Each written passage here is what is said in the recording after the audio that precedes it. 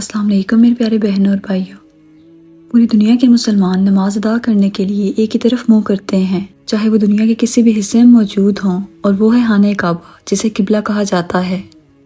اس بات پر اکثر لوگوں کو اعتراض کرتے دیکھا گیا کہ یہ تو بالکل ایسے ہی ہے جیسے ہندو کسی پتھر کے مجسمے کی طرف دیکھ کر اسے پوجتے ہیں، جبکہ ایسا بالکل بھی نہیں ہے۔ یہی وجہ ہے کہ بہت سے لوگ اس بات کی حکمت کو نہیں جانتے، کیونکہ آج سے ہزاروں سال پہلے کا دور کوئی سائنسی دور نہیں تھا، اور نہ ہی آج کے زمانے کی طرح اس کی حکمت کو جاننے کے لیے کوئی سائنسی اعداد و شمار یا آلات موجود تھے۔ اس لیے کئی غیر مسلموں کو لگتا ہے کہ شاید مسلمان اس کعبہ کی عبادت کرتے ہیں، جس کی وجہ سے وہ سوال کرتے ہیں کہ مسلمان کیوں ہندوؤں کی طرح بے جان پتھروں سے بنی ہوئی عمارت کی عبادت کرتے ہیں۔ دوستو، آئیے جانتے ہیں کہ مسلمان عبادت کے لیے اسی طرف کیوں رخ کرتے ہیں، اور خانہ کعبہ کا زمین کے اس حصے میں موجود ہونے میں آخر کیا حکمت پوشیدہ ہے۔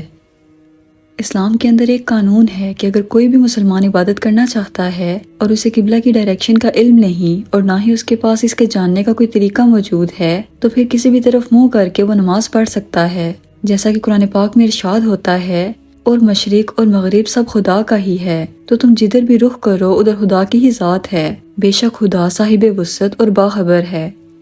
اس آیت مبارکہ سے یہ بات واضح ہوتی ہے کہ کعبہ کی طرف منہ کرنے کا مقصد مسلمانوں کو متحد اور اکٹھا کر کے ایک بنانا ہے، کیونکہ ایک جگہ اگر مسلمانوں کے مجمع کو نماز ادا کرنی پڑے تو کوئی شخص اپنی مرضی سے مشرق کی طرف، کوئی مغرب کی طرف، کوئی شمال اور کوئی جنوب کی طرف منہ کر کے اپنی مرضی سے نماز ادا کرنے کو ترجیح دے گا۔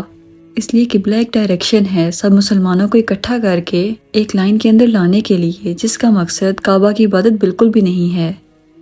دوسرا، اس سے یہ بات بھی واضح ہوتی ہے کہ اسلام برابری کا دین ہے۔ اس میں بنائے گئے اصول امیر غریب، کالے اور سفید سب کے لیے برابر ہیں۔ خانہ کعبہ کی طرف منہ کرنے کے لیے کسی کا سوشل سٹیٹس اور خوبصورت ہونا معنی نہیں رکھتا، اور نہ ہی کوئی اپنی مرضی سے کعبہ جیسے سونے اور چاندی کی عمارت تعمیر کر کے اس کی طرف منہ کر کے عبادت کر سکتا ہے۔ رسول خدا کے دور میں لوگ کعبہ کی چھت پر چڑھ کر اذان دیا کرتے تھے۔ امام حسین علیہ السلام نے جب مکہ سے کربلا کی طرف جانے کا ارادہ کیا تو آپ کے بھائی حضرت عباس علیہ السلام نے کعبہ کی چھت پر چڑھ کر لوگوں کو خطبہ دیا۔ اب جس عمارت کی عبادت کی جاتی ہو اس پر چڑھنے کی ہمت کوئی بھلا کیسے کر سکتا ہے؟ دوستو، سائنسی حوالے سے اگر بات کی جائے تو جب ہم دنیا اور اس کائنات کے نظام کی طرف دیکھیں اور غور کریں تو ہمیں پتہ چلے گا کہ کائنات میں ستارے، سیارے اور کہکشائیں سب ایک خاص مرکز یا درمیانی مرکز کی طرف کاؤنٹر کلاک وائز ڈائریکشن کے اندر گھوم رہے ہیں۔ یہ نظام ایک چھوٹے سے ایٹم کے سٹرکچر میں بھی آپ کو نظر آئے گا، اور کعبہ کی صورت میں بھی، جہاں دنیا بھر کے مسلمان ایک پوائنٹ آف سینٹر یعنی ایک مرکز کی طرف چکر لگا کر اللہ تعالیٰ کی عبادت کر رہے ہیں۔ یہ مرکز خدا کی ذات نہیں بلکہ اس کا بنایا گیا ایک مکمل نظام ہے جو کہ اپنے آس پاس کے نظام کو جوڑے ہوئے ہے۔ جب بھی کوئی شخص اپنا سر زمین پر کعبہ کی ڈائریکشن کے اندر رکھتا ہے تو اس سجدے کی حالت میں اس کے جسم سے نیگیٹو انرجی پرفیکٹ طریقے سے خارج ہوتی ہے، جو کہ جسم کے انرجی سسٹم کو بیلنس کرنے کا ایک پرفیکٹ طریقہ ہے۔ یہی طریقہ ٹینشن، ڈپریشن اور سٹریس کو بھی کم کرتا ہے۔ اسے سمجھنے کے لیے آپ کو گولڈن ریشو یا ڈیوائن پروپورشن کے کانسیپٹ کو سمجھنا ہوگا۔ اس کی ویلیو فی کانسٹنٹ 1.618 کے برابر ہوتی ہے۔ اس کے بارے میں آپ بس اتنا سمجھ لیں کہ پوری دنیا اور کائنات کا نظام ایک اسپیسیفک فارمولا یا ایک نومیریکل پر بنایا گیا ہے، جس کے اندر ایک انسان کا جسم بھی شامل ہے۔ ہمیں پوری دنیا اور کائنات کے اندر حتیٰ کہ ہر جگہ پر بس یہی ایک فارمولا نظر آئے گا۔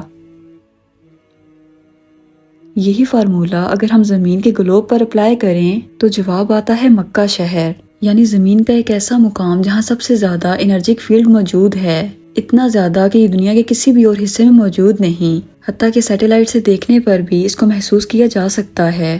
ایسٹروناٹس بھی اس بات کا اعتراف کرتے ہیں کہ کعبہ سے ایک خاص قسم کا انرجک فیلڈ ہر وقت خارج ہوتا رہتا ہے، اور بطور مسلمان ہم یہ بات جانتے ہیں کہ کعبہ کی ڈائریکشن کے اوپر یعنی کہ 7 آسمانوں پر ایک اور کعبہ موجود ہے جسے بیت المعمور کہتے ہیں۔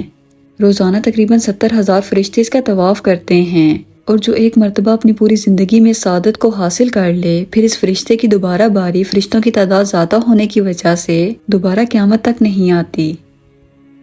یہ انرجی کیسے خارج ہوتی ہے؟ اسے ایک بار پھر سے ایٹم کے سٹرکچر سے لے کر گلیکسی کے سٹرکچر کو دیکھ کر ہم آسانی سے سمجھ سکتے ہیں، جس کے درمیان کے مرکز کے اندر سب سے زیادہ طاقت ہوتی ہے اور اپنے ارد گرد موجود بکھرے ہوئے آبجیکٹس کو اپنے گرد گھومنے پر مجبور کرتا ہے۔ بالکل ہمارے سولر سسٹم میں موجود سورج کی طرح، جس کے گرد سیارے جس میں ہماری زمین بھی شامل ہے، سورج کی پاورفل گریویٹی فورس کی وجہ سے اس کے گرد گھوم رہے ہیں،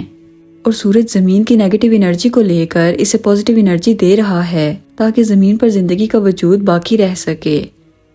بالکل یہی سسٹم ایٹم کے اندر بھی موجود ہے، جو کہ زندگی، دنیا اور کائنات کی ہر ایک چیز کا بنیادی اکائی یا سٹرکچر ہے۔ اسی لیے کعبہ کا طواف کرنے پر، یعنی کہ ایک سینٹر پوائنٹ کے گرد گھومنے پر، ایک پازیٹیو انرجی آپ کے جسم کے اندر داخل ہوتی ہے۔ سائنٹیفک اسٹڈی ہمیں یہ بتاتی ہے کہ ایک عام انسان دن بھر کے اندر بہت ساری الیکٹرو میگنیٹک ویوز کا سامنا کرتا ہے، جو کہ اس کے لیے بہت خطرناک ہیں اور سامنے کے دماغ کے حصے میں داخل ہو کر ڈپریشن، سر درد، سستی اور دماغی تناؤ کی وجہ بن سکتی ہیں۔ دماغ کے اسی حصے سے ہمارا جسم پازیٹیو اور نیگیٹو انرجی کو حاصل کرتا ہے، اور دماغ کے اسی حصے کو زمین پر رکھ کر نیگیٹو انرجی کو آسانی سے ختم کیا جا سکتا ہے۔ لیکن یہ پروسیس اس وقت کافی بڑھ جاتا ہے جب سب سے زیادہ انرجی رکھنے والے زمینی حصے کی طرف ایسا کیا جائے، جو کہ صرف اور صرف کعبہ ہے۔ ڈاکٹر اینڈریو نیوبرگ نے دماغ کی انہی ایکٹیویٹیز کو نماز کے دوران ناپنے کی کوشش کی تو وہ یہ جان کر حیران رہ گئے کہ نماز کے دوران اس شخص کے دماغ پر سیدھا یہ انرجی اثر انداز ہو رہی ہے، جس کی وجہ سے فرنٹل لوب یعنی دماغ کا سامنے کا حصہ عمر گزرنے کے ساتھ ساتھ سکڑتا نہیں ہے، جس کا مطلب کہ دماغ کے اس حصے کے ذمہ جو کام ہیں یعنی پڑھنا لکھنا اور یادداشت، وہ بھی متاثر نہیں ہوتے، اور یہ بڑھاپے کے اندر بھی آپ کی یادداشت کو کمزور ہونے سے بچا کر آپ کو قدرتی طور پر میڈیٹیشن فراہم کرتا ہے۔ آرکیولوجسٹ کی تحقیق کے مطابق بلسٹ پتھر جو کہ مکہ مکرمہ میں موجود ہیں، یہ سب سے پرانے یا قدیم پتھر ہیں۔ جب سائنٹسٹ نے یہاں سے سیمپل لے کر اکٹھا کیا تو پتہ چلا کہ یہ زمین کی شروعات کے وقت یا زمین بننے سے بھی پہلے کے پتھر ہیں، جو کہ ہمارے سولر سسٹم کے اندر کہیں پر موجود تھے، اور زمین بننے کے شروعات کے وقت جب اسٹرائڈز زمین کے سطح سے ٹکرا رہے تھے تب یہ پتھر اسی لوکیشن پر آ کر گرے۔ اسی لیے آج بھی کعبہ کے 3 پتھر کے ٹکڑے برٹش میوزیم کے اندر موجود ہیں، کیونکہ سائنٹسٹ کا ماننا ہے کہ یہ پتھر ہمارے سولر سسٹم سے کہیں سے آئے ہیں۔ دوستو، زمین پر کعبہ کی لوکیشن یا لیٹیٹیوڈ 21 ڈگری اور 25 ڈگری ہے، اور آپ یہ جان کر حیران ہوں گے کہ قرآن پاک کے اندر کعبہ کو بیان کرنے کی صورت کا نمبر بھی 2125 ہے، جس کے اندر اللہ تعالیٰ ارشاد فرماتے ہیں کہ جب ہم نے کعبہ کو لوگوں کے جمع ہونے اور امن پانے کی جگہ مقرر کیا اور حکم دیا کہ جس مقام پر ابراہیم کھڑے ہوئے تھے اس کا نماز کی جگہ بنا لو، اور ابراہیم اور اسماعیل کو کہا کہ طواف کرنے والوں اور اعتکاف کرنے والوں اور رکوع اور سجدہ کرنے والوں کے لیے میرے گھر کو پاک صاف رکھا کرو۔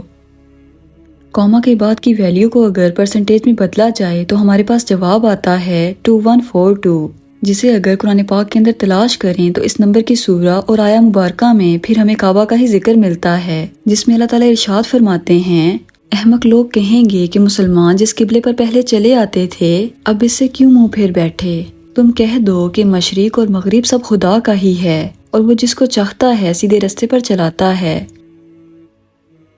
دوستو، یہ سب اتفاق کیسے ہو سکتا ہے؟ بالکل بھی نہیں، بلکہ یہ اللہ تعالیٰ کی وہ حکمت ہے جسے ہم انسان کبھی سمجھ نہیں سکتے۔ اسی لیے ہمیں اللہ تعالیٰ کا ہر حکم بنا کسی سوال اور شک و شبے کے ماننا چاہیے، کیونکہ اس کے ہر حکم کے پیچھے ایک مصلحت اور حکمت ضرور ہوتی ہے جو کہ آسانی سے سمجھ نہیں آتی۔